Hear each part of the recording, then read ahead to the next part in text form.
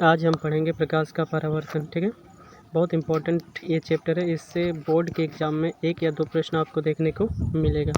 चलो स्टार्ट करते हैं। पहला हमारा पॉइंट जो आता है कि प्रकाश क्या होता है, यानी लाइट हम किसे कहते हैं। देखो, प्रकाश वह ऊर्जा का स्वरूप है जिसके द्वारा हम किसी वस्तु को क्या कर सकते हैं, देख सकते हैं। अर्थात यह हम कहते हैं कि यह एक सीधी रेखा में चलता है। देखो, जैसे ये प्रकाश है तो प्रकाश का मार्ग कैसा है, तो बिल्कुल सीधा है। निर्वात में जो प्रकाश की चाल होती है वो कितना होता है, तो 3 × 10⁸ मीटर प्रति सेकंड। निर्वात में प्रकाश की चाल आप याद कर लो, 3 × 10⁸ मीटर प्रति सेकंड होता है। ठीक है, चलो आगे बात करते हैं इसके मुख्य पॉइंट की। जैसे यहाँ कुछ एग्जाम्पल दिया हुआ है। सूर्य से निकलने वाला प्रकाश, बल्ब या टॉर्च का प्रकाश, जलती हुई मोमबत्ती का प्रकाश।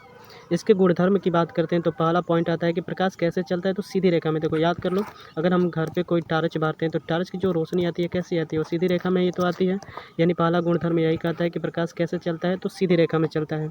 दूसरा बात कर लेते हैं, तो प्रकाश की जो चाल होती है वो 3 × 10⁸ मीटर प्रति सेकंड होता है।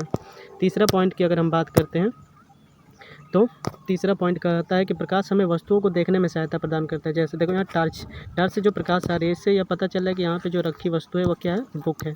तो प्रकाश से हम किसी वस्तु को क्या कर सकते हैं, आसानी से देख सकते हैं। प्रकाश का परावर्तन, व्यतिकरण, विवर्तन तथा अपवर्तन जैसी गुण देखने को मिलता है।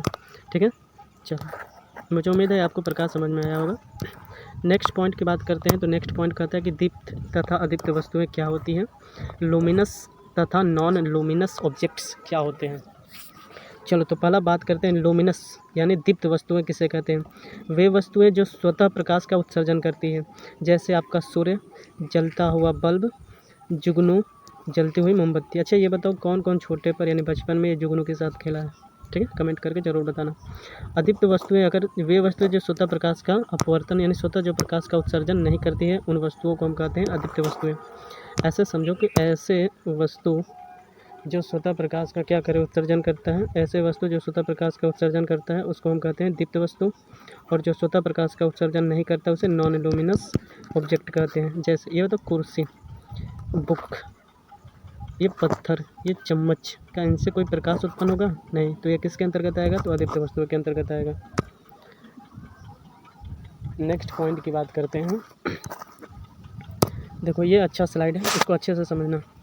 प्रकाशिक माध्यम क्या होता है, तो वह भौतिक पदार्थ जिनसे होकर प्रकाश गमन करता है उसको हम प्रकाशिक माध्यम कहते हैं। प्रकाश को चलने के लिए कितने माध्यम की आवश्यकता होती है, तो आपका 3 माध्यम की आवश्यकता होती है। कितने माध्यम की आवश्यकता होती है, 3।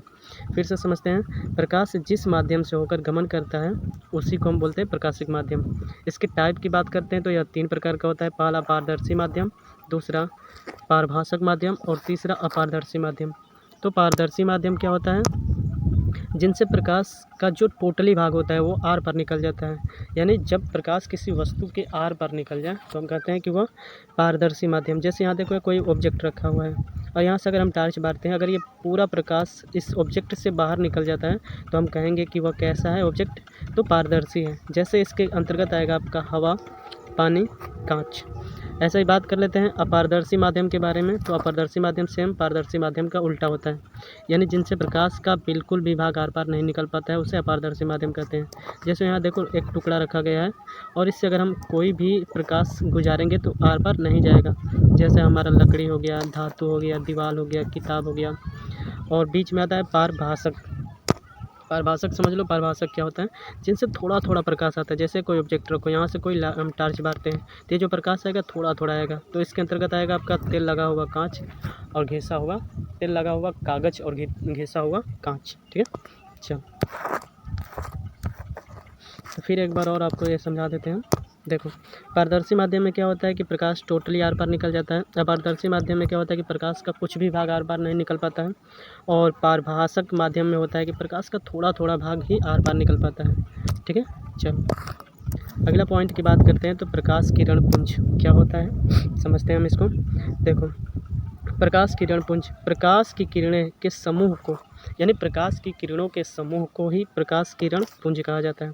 जब प्रकाश गुच्छा में चलता है, इसको समझो, जब प्रकाश गुच्छा में चलता है तो इन किरणों के समूह को ही प्रकाश किरण पुंज कहा जाता है।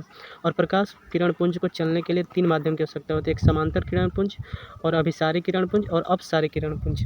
समांतर में जब प्रकाश की किरणें एक दूसरे के बिल्कुल समानांतर हो तो उन्हें समांतर किरण पुंज कहते हैं। और अभिसारी किरण पुंज, सभी किरणें एक ही बिंदु पर केंद्रित होती है। जब ऐसा लगे कि कोई सभी किरणें एक ही बिंदु पर आकर मिल रही हो तो उसे अपसारी यानी अभिसारी किरण पुंज कहते हैं। और अपसारी किरण पुंज यानी एक ही बिंदु से निकलने वाली प्रकाश की किरणों को ही अपसारी किरण पुंज कहा जाता है। ठीक है, चलो ये इम्पोर्टेंट स्लाइड है, इसको ध्यान से देखना थोड़ा सा और समझना। ठीक है, वैसे कोशिश करूँगा कि मैं ही समझा दूँ।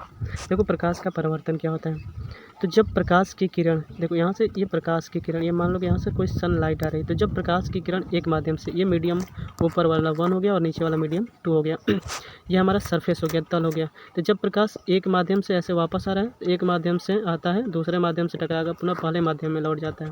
यानी यहाँ डेफिनेशन दिया गया है कि जब प्रकाश की किरणें किसी चिकनी और चमकदार सतह पर टकराकर पुनः उसी माध्यम में वापस लौट जाती है तो इस घटना को ही प्रकाश का क्या कहते हैं, परावर्तन। ऐसे समझो कि जब प्रकाश की किरण एक माध्यम से दूसरे माध्यम में प्रवेश करती है तो वह प्रवर्तक तल से यानी जो ये सरफेस है इसी से टकराकर पुनः उसी माध्यम में वापस लौट जाती है, तो इस घटना को ही कहा जाता है प्रकाश का परावर्तन। अब यह प्रकाश के परावर्तन के 2 नियम होते हैं। देखो ये जो आई दिखाई दे रहा है आपको, इसको बोलते हैं आपतन कोण। क्या बोलते हैं? आपतन कोण। और आर को क्या बोलते हैं? परावर्तन कोण। ठीक है, चलो तो आपतन कोण परावर्तन कोण के बराबर होता है। दूसरा नियम, आपतित किरण परावर्तित किरण, ये जो आने वाली किरण है आपतित किरण और परावर्तित किरण और अभिलंब तीनों एक ही बिंदु पर स्थित होता है। मुझे उम्मीद है आपको समझ में आया होगा। Thank you so much for watching this video.